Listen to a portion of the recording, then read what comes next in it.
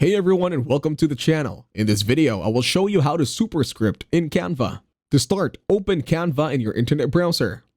Once you are in Canva, tap on text on the left corner. Then in here, you'll be able to edit where the text will be placed over at your canvas.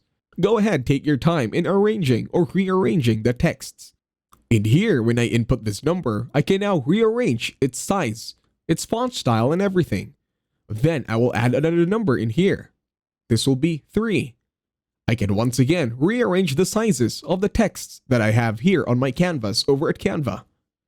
Now go ahead, take your time in exploring and doing what you are in your preferences.